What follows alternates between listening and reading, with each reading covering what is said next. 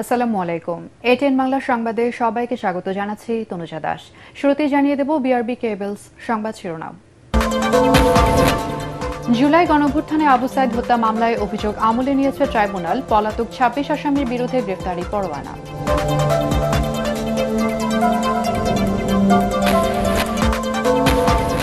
NBR কর্মকর্তাদের shutdown কর্মসূচি প্রত্যাহারে স্বাভাবিক হচ্ছে পণ্য আমদানি রপ্তানি কার্যক্রম। সমুদ্র ও স্থল বন্দরগুলোতে পণ্য খালাস শুরু। মেয়াদোত্তীর্ণ গাড়ি সড়ক থেকে তুলে নেওয়ার ঘোষণা উপদেষ্টা রিজওয়ানার। বায়ু দূষণ রোধে নেওয়া হচ্ছে স্বল্প, মধ্য ও দীর্ঘমেয়াদী পরিকল্পনা।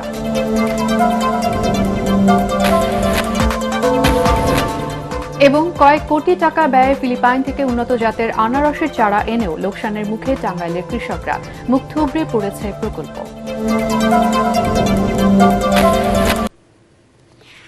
শুনছিলেন বিআরবি কেবলস সংবাদ শিরোনাম, এবারে বিস্তারিত। জুলাই আন্দোলনে রংপুরের শিক্ষার্থী আবু সাইদ হত্যার ঘটনায় মানবতা বিরোধী অপরাধের মামলার আনুষ্ঠানিক অভিযোগ আমলে নিয়েছে আন্তর্জাতিক অপরাধ ট্রাইব্যুনাল ২। এর আগে সকালে আন্তর্জাতিক অপরাধ ট্রাইব্যুনাল ২-এ এই অভিযোগ জমা দেওয়া হয়। ইতিমধ্যে আটক ৪ জনকে এই মামলায় গ্রেফতারি দেখানোর নির্দেশ দেওয়া হয়েছে। একই সাথে পলাতক ২৬ জনের বিরুদ্ধে গ্রেফতারি পরোয়ানা জারি করেছেন ট্রাইব্যুনাল। পরবর্তী শুনানি হবে ১০ জুলাই। গত ২৪ জুন এই মামলার চূড়ান্ত তদন্ত প্রতিবেদন ট্রাইব্যুনালের প্রসিকিউশনে জমা দেয় তদন্ত সংস্থা। আবু সাইদ হত্যার সাথে ৩০ জনের সম্পৃক্ততা খুঁজে পেয়েছেন তারা। এর মধ্যে গ্রেফতার হয়ে যে ৪ আসামি কারাগারে আছেন তারা হলেন রংপুরের বেগম রোকেয়া বিশ্ববিদ্যালয়ের সাবেক প্রক্টর শরীফুল ইসলাম, তাজহাট থানার সাবেক এএসআই আমির হোসেন, কনস্টেবল সুজন চন্দ্র রায় এবং রোকেয়া বিশ্ববিদ্যালয়ের ছাত্রলীগ নেতা ইমরান চৌধুরী আকাশ। সবশেষ গত ১৫ জুন তাদের ট্রাইব্যুনালে হাজির করা হয়। শহীদ আবু সাইদের বড় ভাই রমজান আন্তর্জাতিক অপরাধ ট্রাইব্যুনালে ২৫ জনের বিরুদ্ধে গত ১৩ জানুয়ারি অভিযোগ দায়ের করেন।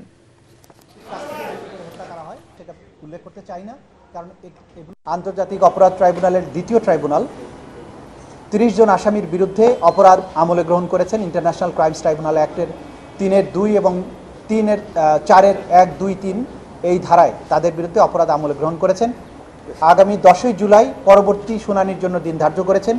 ওই দিন যে ৪ জন আসামি গ্রেপ্তারকৃত আছে তাদেরকে গ্রেপ্তার দেখানো পূর্বক তাদেরকে উপস্থিত করানোর জন্য জেল অথরিটিকে নির্দেশ দিয়েছেন এবং বাকি যে ২৬ জন আসামি আছে তাদেরকে গ্রেপ্তার করে ওই তারিখে হাজির করার জন্য আইন শৃঙ্খলা রক্ষাকারী বাহিনীর প্রতি নির্দেশ দিয়েছেন।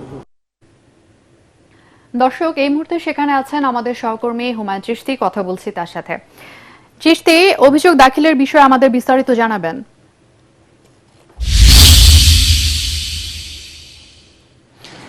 ধন্যবাদ তনুজা।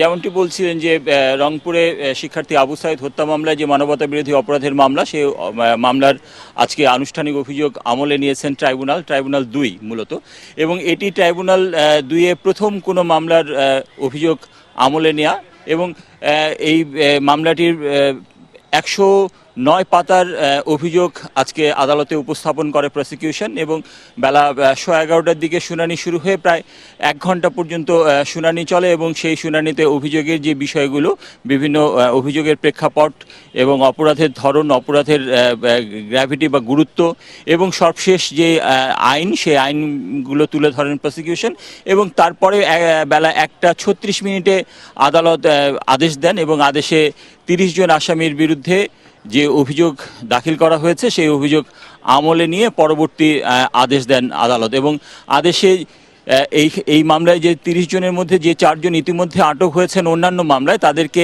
এই মামলায় গ্রেপ্তার দেখানোর কথা বলা হয়েছে, এবং পরবর্তী যে তারিখ দিয়েছেন ১০ জুলাই, সেই ১০ জুলাই তাদেরকে এখানে আদালতে হাজিরের নির্দেশ দিয়েছেন আদালত, এবং সেই নির্দেশনা বাস্তবায়ন করতে বলা হয়েছে আইজিপিকে। এবং একই সাথে যে ২৬ জন পলাতক আছে সেই ২৬ জনকে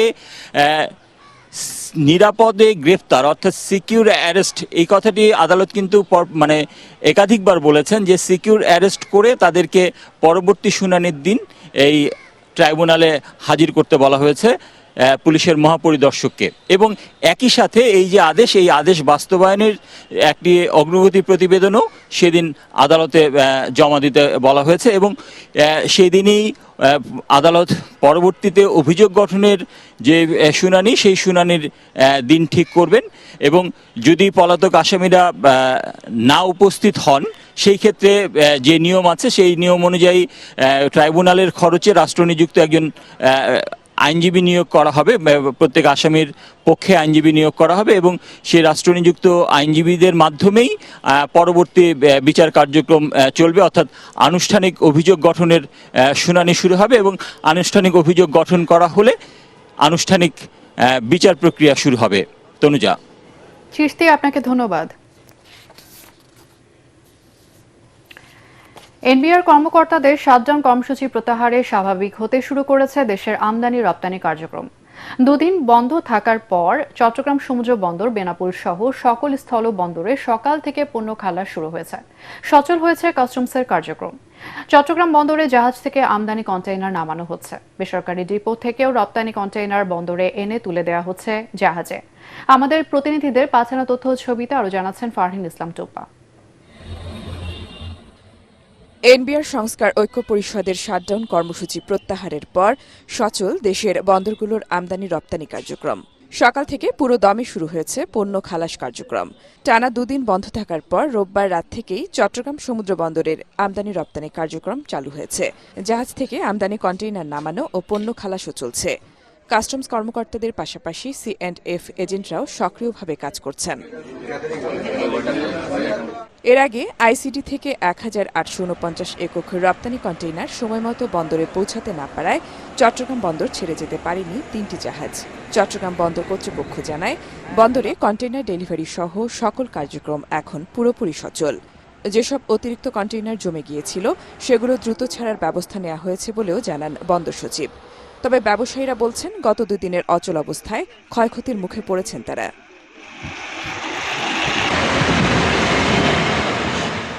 এদিকে দুদিন বন্ধ থাকার পর কর্মচাঞ্চল্য ফিরে এসেছে যশোরের বেনাপোল কাস্টমস হাউসে।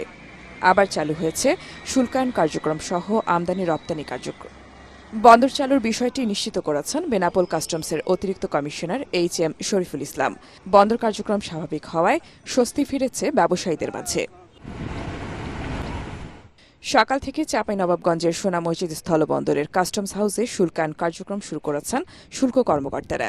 ফলে বন্দর দিয়ে বাংলাদেশ ও ভারতের মধ্যে আমদানি রপ্তানি বাণিজ্য কার্যক্রম আবারও সচল হয়েছে।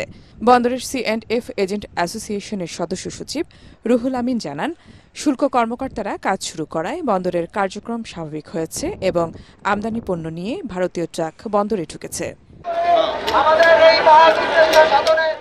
গত শনিবার জাতীয় রাজস্ব বোর্ড এনবিআর সংস্কার ঐক্য পরিষদের ডাকা শাটডাউন কর্মসূচির কারণে চট্টগ্রাম সহ দেশের সব কাস্টমস হাউস ও শুল্ক স্টেশনের কার্যক্রম বন্ধ ছিল। এতে অচল হয়ে পড়ে দেশের সব বন্দর। রোববার রাতে ঢাকায় ব্যবসায়ী নেতাদের সঙ্গে বৈঠক শেষে কর্মসূচি ও শাটডাউন প্রত্যাহারের ঘোষণা দেন এনবিআর সংস্কার ঐক্য পরিষদের নেতারা। ফারহিন ইসলাম টুম্পা, ATN বাংলা। কেউ ধমক দিয়ে সুষ্ঠু নির্বাচন বানচালের চেষ্টা করলে বিএনপি তা মেনে নেবে না বলে হুঁশিয়ারি দিয়েছেন বিএনপির চেয়ারপারসন উপদেষ্টা জয়নুল আবদিন ফারুক। রাজধানীর ডিপ্লোমা ইঞ্জিনিয়ার্স ইনস্টিটিউশন মিলনায়তনে জাতীয়তাবাদী ওলামা দলের আলোচনা সভায় তিনি বলেন, সংখ্যানুপাতিক পদ্ধতি ভোটের নামে নির্বাচন বিলম্বিত করার ষড়যন্ত্র করা হচ্ছে। দলের স্থায়ী কমিটির সদস্য ডক্টর মঈন খান অভিযোগ করেন, কিছু রাজনৈতিক দল মুখে একটা বলে আর কাজ করে আরেকটা। তিনি বলেন, সংখ্যানুপাতিক নির্বাচনকে ইস্যু করে যারা মানুষের গণতন্ত্রের আকাঙ্ক্ষাতে বাধা সৃষ্টি করে তারা বাংলাদেশের আদর্শে বিশ্বাস করে না।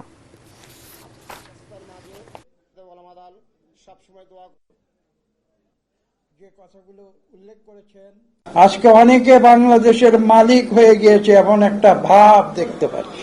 আজকে যারা বড় বড় কথা বলছে তাদের কার বিরুদ্ধে কি অত্যাচার হয়েছিল স্বৈরাচারী সরকারের সময় হিসাব করুন। আমরা অনেক কষ্ট করেছি জনাব প্রফেসর মোহাম্মদ ইউনূস, আপনার মতো আরেকজন শিক্ষিত লোক এনে বসা আছে। বাংলাদেশের ইতিহাসে আপনি একজন গ্রহণযোগ্য ব্যক্তি, আমাদের জন্য উপহার নিয়ে আসছেন, আমরা সেলিউট আপনাকে। আপনার মতো লোককে যেন ষড়যন্ত্রের ফাঁদে কেউ ফেলতে না পারে সেই দিকে দৃষ্টি রেখেই রোজার আগেই নির্বাচনের ব্যবস্থা করুন। দূষণ রোধে পুরনো মেয়াদোত্তীর্ণ গাড়ি পর্যায়ক্রমে সড়ক থেকে তুলে নেওয়ার আশ্বাস দিয়েছেন উপদেষ্টা সৈয়দা রিজওয়ানা হাসান। বায়ু দূষণ নিয়ন্ত্রণে চীনের বিশেষজ্ঞ প্রতিনিধির সঙ্গে সচিবালয়ে মতবিনিময় শেষে তিনি একথা বলেন।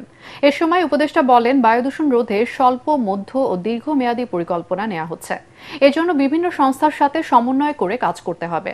বায়ু দূষণ রোধে অক্টোবরের আগে ভাঙাচোরা রাস্তার মেরামত কাজ শেষ হবে জানিয়ে তিনি বলেন, পুরনো মেয়াদোত্তীর্ণ গাড়ি পর্যায়ক্রমে সড়ক থেকে তুলে নেওয়া হবে। নতুন 250টি গাড়ি কেনার সিদ্ধান্ত নেওয়া হয়েছে বলেও জানান তিনি। উপদেষ্টা আরও বলেন, ঢাকার আশেপাশে নো ব্রিকফিল্ড জোন ঘোষণা করা হবে। চীনের সঙ্গে অভিজ্ঞতা বিনিময় করে বায়ুর মান উন্নয়নে কাজ করবে সরকার। পুরোনো বাসগুলোকে আর চলতে দেওয়া হবে না। এখন আমরা বিআরটি এর সাথে মিলে একসাথে পুরোনো বাসগুলোর বিরুদ্ধে অভিযানে যাব।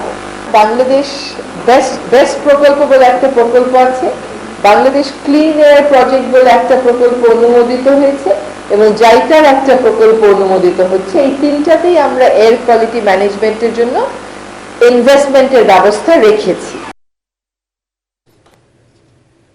আর্থিক সহযোগিতার চেয়ে জুলাই যোদ্ধাদের পুনর্বাসন বেশি প্রয়োজন বলে মন্তব্য করেছেন আমার দেশ পত্রিকার সম্পাদক মাহমুদুর রহমান। সকালে জুলাই শহীদ স্মৃতি ফাউন্ডেশন পরিদর্শনের পর এক বক্তব্যে তিনি এই তাগিদ দেন। এ সময় রাষ্ট্রীয় সম্মাননা 21 পদকে প্রাপ্ত অর্থ জুলাই শহীদ স্মৃতি ফাউন্ডেশনে প্রদান করেন মাহমুদুর রহমান। ফাউন্ডেশনের পক্ষ থেকে আনুষ্ঠানিকভাবে অর্থ বুঝে নেন সিইও অবসরপ্রাপ্ত লেফটেন্যান্ট কর্নেল কামাল আকবর। এ সময় জুলাই গণঅভ্যুত্থানে আহত ও শহীদ পরিবারের সদস্যরা যেন আত্মমর্যাদা নিয়ে বেঁচে থাকতে পারে সেই বিষয়ে জোর তাগিদ দেন তিনি। জুলাই অভ্যুত্থানে জীবন দিয়ে নতুন ইতিহাস সৃষ্টি করার কৃতজ্ঞতা স্বরূপ নিজের 21 পদকটি জুলাই যোদ্ধাদের উৎসর্গ করেন মাহমুদুর রহমান। একটি জালিম শাসক যতই শক্তিশালী হোক না কেন, যত দীর্ঘ সময় সে ক্ষমতায় থাকুক না কেন, যদি একটি দেশের তরুণ সমাজ প্রাণ ভয় উপেক্ষা করে রাস্তায় নেমে আসতে পারে শুধুমাত্র দেশকে মুক্ত করবার জন্য, জনগণকে মুক্ত করবার জন্য, তাহলে সেই জালিম শাসকের পক্ষে টিকে থাকা সম্ভব হয় না। দুদকের মামলায় সোহাগ পাটোয়ারি নামে আরও এক প্রতারক গ্রেফতার হয়েছে। একদিনের ব্যবধানে মোট 5 প্রতারক গ্রেফতার হলো। এ সময় তাদের কাছ থেকে একটি digital camera, broom, selfie stick, 2টি পাসপোর্ট, পত্রিকা, টিভি সহ বিভিন্ন প্রতিষ্ঠানের পদধারী সোহাগ পাটোয়ারি নামের ভিজিটিং কার্ড, সোনালী ব্যাংকের চেক বই, 6টি মোবাইল সেট ও 23টি সিম কার্ড জব্দ করা হয়। প্রাথমিক জিজ্ঞাসাবাদে আসামিরা দীর্ঘদিন ধরে দুদকের চেয়ারম্যান, মহাপরিচালক, পরিচালক সহ বিভিন্ন পর্যায়ের কর্মকর্তাদের নাম, পরিচয় ও ছবি হোয়াটসঅ্যাপ সহ অন্যান্য সামাজিক যোগাযোগ মাধ্যম ব্যবহার করে প্রতারণা করে অর্থ হাতিয়ে নেওয়ার কথা স্বীকার করেছে। এর আগে গত 24 জুন সামাজিক যোগাযোগ মাধ্যমে এনসিপি মুখ্য সংগঠক দক্ষিণাঞ্চল হাসনাত আবদুল্লাহর একটি পোস্ট দেখে ঘটনাটি অনুসন্ধানের সিদ্ধান্ত নেয় দুদক। এরই পরিপ্রেক্ষিতে র্যাব পুলিশের সহায়তায় প্রতারক চক্রটিকে শনাক্ত করে মূল হোতা সেলিম সহ 5 জনকে গ্রেফতার করা হলো।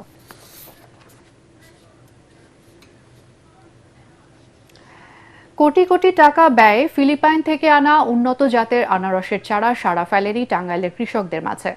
ফলে মুখ থুবড়ে পড়েছে প্রকল্পটি। নানা অব্যবস্থাপনা এবং কৃষকদের জ্ঞান না থাকায় অনেকেই আগ্রহ হারিয়ে ফেলছেন MD2 জাতের এই আনারস চাষে। বিশ্বখ্যাত এই আনারসের আবাদ পরিকল্পিতভাবে করা হলে বিদেশেও রপ্তানি করা সম্ভব হতো। টাঙ্গাইল প্রতিনিধি নাসির উদ্দিনের রিপোর্ট, জানাচ্ছেন জাহিদুল আলম। সুপার 8 খ্যাত MD2 আনারস বিশ্ববাজারে ব্যাপক চাহিদা সম্পন্ন একটি ফল। স্বাদে ভালো, পুষ্টিগুণে ভরপুর, মনোমুগ্ধকর সুবাস সমৃদ্ধ হওয়ায় এই ফলের চাহিদা দিন দিন বাড়ছে। দেশি জাতের আনারসের থেকে 3-4 গুণ বেশি ভিটামিন সমৃদ্ধ এই জাতটি হৃৎপিণ্ড, ক্যান্সার ও ডায়াবেটিকে ক্ষতির মাত্রা কমাতে সাহায্য করে বলে জানান বিশেষজ্ঞরা। আর তাই এই জাতের আনারস চাষ দেশের সম্প্রসারণের লক্ষ্যে 2021-22 অর্থবছর থেকে 2023-24 অর্থবছর পর্যন্ত মধুপুরে 227 জন কৃষকের মাঝে প্রণোদনার মাধ্যমে 12 লাখের বেশি MD2 জাতের আনারসের চারা বিতরণ করা হয়। তবে ব্যবস্থাপনায় দুর্বলতার কারণে বিদেশ থেকে আমদানির সময় কন্টেইনারে অধিকাংশ আনারসের চারা নষ্ট হয়ে যায়। এতে করে কৃষক চারা রোপণ করে ক্ষতির মুখে পড়েন। অনেকে আগ্রহ হারিয়ে ফেলেন MD2 আনারস চাষের প্রতি। আবার নতুন জাতের আনারস আবাদে সঠিক প্রশিক্ষণ না থাকার কারণেও আবাদে মার খান অনেক কৃষক। প্রাথমিকভাবে অনেক চাষি এই চারা দিয়ে চাষ করে নিজেরাও হতাশ হয়ে গিয়েছিল যে কিরে এত দামি চারা বা এত দামের আনারস চারা এত খারাপ হবে কেন। বিদেশ থেকে যে চারাটা দেয়, চারাটা তো আসলে আস্তে আস্তে চারাটা তো শক্তিশালী গায়ে থাকে না। যে সমস্ত কৃষকের হাতে এই চারাগুলো তুলে দেওয়া হয়েছিল তাদের কোনো এটা উৎপাদন সম্পর্কে জ্ঞান ছিল না, যার কারণে এটা উৎপাদনের প্রথম অবস্থায় অনেকেই হোঁচট খেয়েছে, আবার এরই মাঝখানে অনেকেই সফল হয়েছে। উন্নত জাতের এই আনারস চাষে কৃষকদের প্রশিক্ষণ ও প্রযুক্তিগত সহায়তা দেওয়ার কথা বলছে কৃষি বিভাগ। অনুদানের মাধ্যমে আবার এগুলোকে অল্প আকারে যদি এগুলো ইন্ট্রোডিউস করা যায় তাহলে এটা আবাদ করা সম্ভব, এবং আমরা লোকাল মার্কেট তৈরি করার পাশাপাশি যে আন্তর্জাতিক যে মার্কেটটা আছে সেটা আমরা সহজে ধরতে পারবো। পরিকল্পিতভাবে MD2 জাতের আনারস আবাদ করা হলে বিদেশে রপ্তানির মাধ্যমে প্রচুর বৈদেশিক মুদ্রা আয় করা সম্ভব বলে মনে করেন কৃষি সংশ্লিষ্টরা। Bureau report, ATN Bangla. আরব দেশে খেজুর চাষ হচ্ছে পার্বত্য জেলা খাগড়াছড়িতে। বাণিজ্যিকভাবে এই খেজুর চাষ করে তাক লাগিয়ে দিয়েছেন কৃষক নূর আলম। এবছর অন্তত 5 লাখ টাকার খেজুর বিক্রির স্বপ্ন দেখছেন তিনি। খেজুর গাছের টিস্যু কালচারের শাখা চারা বিক্রি করেও লাভবান হচ্ছেন মিশ্র ফলের এই বাগান মালিক। পাহাড়ে সৌদি খেজুর চাষের খবর পাঠিয়েছেন খাগড়াছড়ির প্রতিনিধি আবু দাউদ, জানাচ্ছেন শরীফুল ইসলাম। পার্বত্য জেলা খাগড়াছড়ির মাটিরাঙ্গার রসুলপুরে দুর্গম গ্রামে মিশ্র ফল বাগানের জন্য সুখ্যাতি রয়েছে শৌখিন কৃষক নূর আলমের। এবার আরবের খেজুরের বাণিজ্যিক চাষ করে তাক লাগিয়ে দিয়েছেন তিনি। শুরুতে ইংল্যান্ড থেকে মূল্যবান 25টি চারা সংগ্রহ করে বাগানে লাগান। পরে তিনি আরও 75টি চারা সংগ্রহ করেন সৌদি আরব থেকে। এখন সেসব গাছে থোকায় থোকায় ঝুলছে আরবের খেজুর। সবুজ ও হলুদ রঙের খেজুরের থোকা শোভা পাচ্ছে নূর আলমের বাগানে। প্যাকেটে মোড়ানো খেজুর দেখতেই যেন নয়ন জুড়িয়ে যায়। পাহাড়ি মাটিতে বাণিজ্যিকভাবে খেজুর চাষের খবরে অনেকেই ছুটছেন তার বাগান দেখতে। এখান থেকে কাজ করি, তারপরে সংসার চলে। খুব চমৎকার পরিবেশে একটা বাগান, পাহাড়ের মাটিতে। আমাদের মাটিরাঙ্গার সদর থেকে অনেকটা দূরে হলেও চমৎকার দৃষ্টিনন্দন একটা বাগান। 2019 সালে খেজুরের চাষাবাদ শুরু করলেও গত 3 বছর ধরে সেসব গাছে ফলন আসছে। গত বছরও 2 লাখ টাকার খেজুর বিক্রি করেন তিনি। এবার 5 লক্ষাধিক টাকার খেজুর বিক্রির আশা করছেন নূর আলম। মরুভূমির খেজুর চাষ করে সফলতার জন্য খুশি কৃষি বিভাগও। অনাবাদী পাহাড়ে খেজুর বাগান সম্প্রসারণে উদ্যোগী হওয়ার কথা জানান কৃষি কর্মকর্তারা। এই খেজুরের টিস্যু কালচার চারাগুলো আমি প্রাথমিকভাবে ইংল্যান্ড থেকে সংগ্রহ করি 25টা চারা। তারপরে ধাপে ধাপে আমি 100 চারা পূর্ণ করি।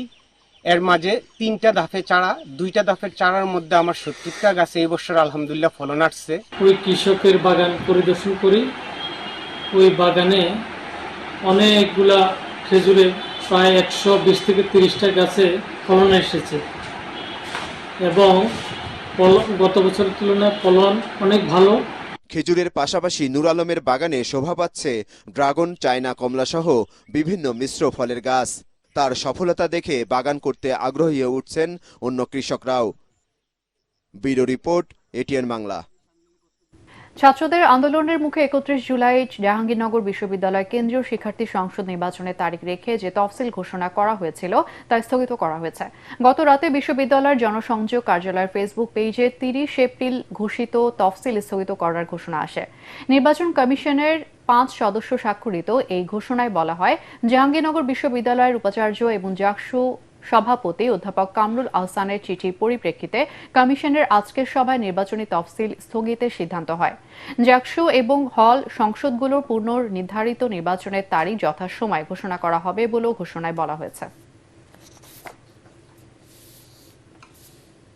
এবার আল আরাফা ইসলামী ব্যাংক অর্থ সংবাদ।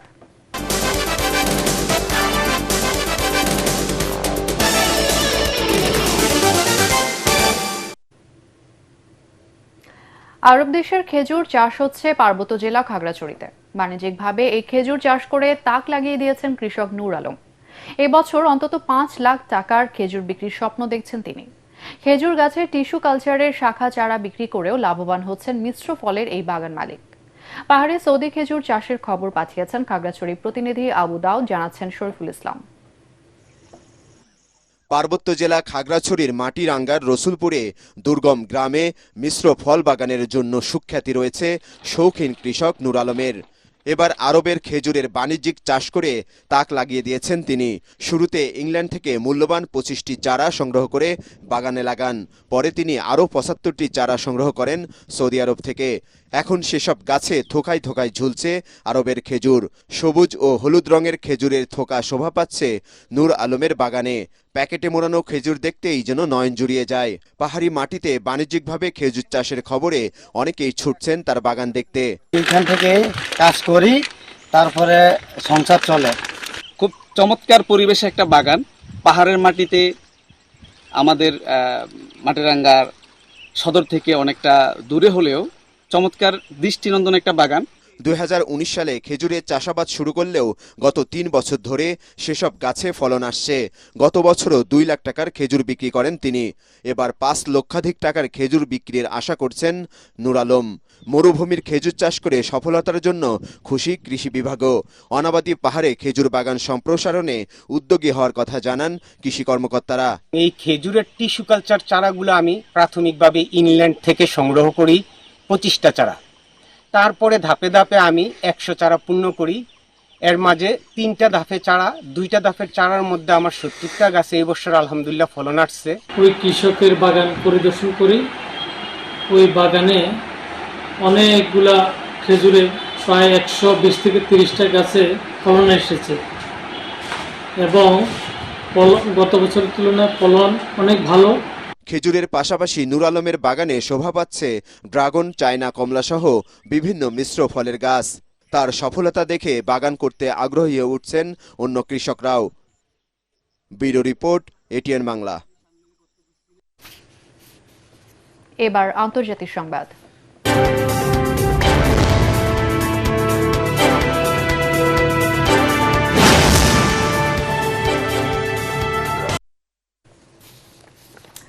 শান্তিপূর্ণ আচরণ এবং যুক্তরাষ্ট্রকে সহযোগিতা করলে ইরানের ওপর আরোপিত নিষেধাজ্ঞা তুলে নেওয়া হতে পারে বলে জানিয়েছেন মার্কিন প্রেসিডেন্ট ডোনাল্ড ট্রাম্প।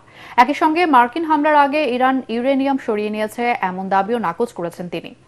ফক্স নিউজে দেয়া সাক্ষাৎকারে ট্রাম্প আরও বলেন, নিষেধাজ্ঞা প্রত্যাহার ইরানের জন্য অনেক বড় পরিবর্তন আনতে পারে। এদিকে ইরানের সর্বোচ্চ ধর্মীয় নেতা আয়াতুল্লাহ আল খামেনি বলেছেন, ইরানের পারমাণবিক স্থাপনায় হামলার প্রভাব নিয়ে বক্তব্য অতিরঞ্জিত করেছেন ট্রাম্প। অফিসিয়াল এক্স পোস্টে খামেনি আরও বলেন, ট্রাম্প হামলার ঘটনাগুলোকে অস্বাভাবিকভাবে বাড়িয়ে বলেছেন। এই হামলা কার্যত আমেরিকাকে বড় সাফল্য এনে দেয়নি বলেও দাবি করেন খামেনি। তেল উৎপাদনকারী দেশগুলোর জোট ওপেক উৎপাদন বাড়ানোর খবরে বিশ্ববাজারে তেলের দাম প্রায় 1% কমেছে। আগস্ট মাসের জন্য ব্রেন্ট ক্রুডের দাম 66 সেন্ট কমে দাঁড়িয়েছে ব্যারেল প্রতি $67.11। সেপ্টেম্বর মাসের জন্য দাম আরও কমে ব্যারেল প্রতি $65.97 হয়েছে। একই সঙ্গে ওয়েস্ট টেক্সাস ইন্টারমিডিয়েট ক্রুড বা WTO ক্রুডের দাম ব্যারেল প্রতি 1.43% কমে $64.58 নেমে এসেছে। ওপেক জানিয়েছে, আগস্ট মাসে প্রতিদিন 4,11,000 ব্যারেল তেল উৎপাদন বাড়াতে যাচ্ছে তারা। এর আগে 13 জুন থেকে ইরান ইসরায়েল যুক্তরাষ্ট্র সংঘাতের ঘটনায় বিশ্ববাজারে তেলের দাম ব্যারেল প্রতি $80 ছাড়িয়ে যায়। এবার খেলার খবর।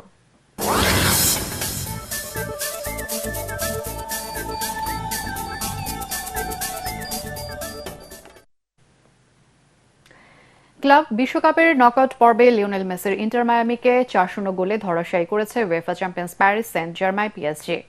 এই জয়ে কোয়ার্টার ফাইনালে উঠল ফ্রান্সের দলটি। এদিকে ব্রাজিলিয়ান ফ্লেমিঙ্গোকে 4-2 ব্যবধানে হারিয়ে শেষ 8-এর টিকিট পেয়েছে বায়ার্ন মিউনিখ। আরও জানাচ্ছেন পরাগ আরমান। আটলান্টার মার্সিডিজ বেঞ্জ স্টেডিয়ামে খেলতে নামার আগেই মায়ামিকে হারানোর হুঙ্কার দিয়ে রেখেছিল পিএসজি, কিন্তু মেসি সুয়ারেজরা পাল্টা জবাব দিতে পারেননি ইউরোপ চ্যাম্পিয়নদের। খেলার 6 ও 39 মিনিটে পর্তুগিজ মিডফিল্ডার জোয়াও নেভেস 2টি গোল করলে ম্যাচের নিয়ন্ত্রণ পুরোপুরি চলে যায় লুইস এনরিকের দলের হাতে। প্রথমার্ধের বাকি সময়টা মায়ামিকে নিয়ে রীতিমতো ছেলে খেলাই করেছে পিএসজি। 44 মিনিটে টমাস আভিলেজের আত্মঘাতী হলে 3-0 ব্যবধানে এগিয়ে যায় এনরিকের দল। আর প্রথমার্ধের যোগ করার সময়ের 4র্থ মিনিটে আশরাফ হাকিমি ইন্টার মায়ামির কফিনে শেষ পেরেকটি ঠোকেন। খেলার বাকি সময়ে কোনো দল গোলের দেখা না পেলে 4-0 ব্যবধানের জয়েই কোয়ার্টার ফাইনালে পৌঁছে যায় প্যারিস সেন্ট জার্মেই। এদিকে ক্লাব বিশ্বকাপে ব্রাজিলের 4 দলের মধ্যে সেরা ফুটবলই খেলছিল ফ্লেমিঙ্গো, কিন্তু ফ্লোরিডার হার্ড রক স্টেডিয়ামে বায়ার্ন মিউনিখের বিপক্ষে মাঠে নেমে যেন তারা নিজেদের খেলাটাই ভুলে যায়। তাতে খেলার 6 মিনিটে চিলের মিডফিল্ডার এরিক পুলগারের আত্মঘাতী গোলে লিড পায় জার্মান চ্যাম্পিয়নরা। 9 মিনিটে ব্যবধান দ্বিগুণ করেন ইংলিশ স্ট্রাইকার হ্যারি কেইন। পরে ব্রাজিলিয়ান দলটি প্রতিদ্বন্দ্বিতায় ফিরলেও পরাজয় ঠেকাতে পারেনি। শেষ পর্যন্ত 4-2 গোলের জয়ে ক্লাব বিশ্বকাপের শেষ 8-এর টিকিট পায় বায়ার্ন মিউনিখ। পরাগ আরমান, এটিএন বাংলা। প্রথমবারের মতো আয়োজিত ওয়ার্ল্ড স্কুল গলফ চ্যাম্পিয়নশিপে অংশ নেবে বাংলাদেশ। আগামী 14 থেকে 21 জুলাই মরক্কোর রাবাতে অনুষ্ঠিত হবে world school golf championship. International school sport federation আয়োজিত এই টুর্নামেন্টে অংশ নেবে রংপুর ক্যান্টনমেন্টের millennium star school and college. 2 জন গলফার অংশ নেবে এই চ্যাম্পিয়নশিপে, সাথে একজন কোচও যাচ্ছে। এ উপলক্ষে millennium star school and college প্রাঙ্গণে তাদের সংবর্ধনা দেওয়া হয়। অনুষ্ঠানে উপস্থিত ছিলেন শিক্ষা প্রতিষ্ঠানের chairman brigadier general Humayun Qayyum এবং বাংলাদেশ স্কুল স্পোর্টস অ্যাসোসিয়েশনের সাধারণ সম্পাদক রবিউল আলম সহ অন্যান্যরা। এ সময় কোচ ও খেলোয়াড়দের অফিসিয়াল জার্সি এবং বিমানের টিকিট দেওয়া হয়। শেষ করার আগে বিআরবি কেবলস সংবাদ শিরোনাম আরও একবার। জুলাই গণঅভ্যুত্থানে আবু সাইদ হত্যা মামলায় অভিযোগ আমলে নিয়েছে ট্রাইব্যুনাল। পলাতক 26 আসামির বিরুদ্ধে গ্রেফতারি পরোয়ানা।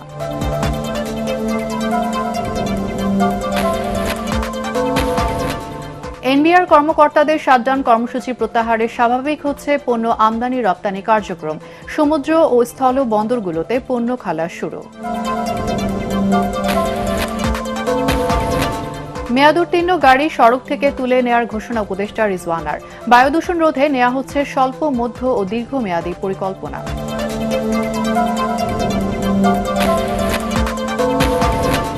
এবং কয়েক কোটি টাকা ব্যয়ে ফিলিপাইন থেকে উন্নত জাতের আনারসের চারা এনেও লোকসানের মুখে টাঙ্গাইলের কৃষকরা। মুখ থুবড়ে পড়েছে প্রকল্প। আর এই ছিল এখনকার সংবাদ। আমাদের এটিএন বাংলার সংবাদ ইউটিউবে দেখতে ব্রাউজ করুন youtube.com/ATN Bangla News।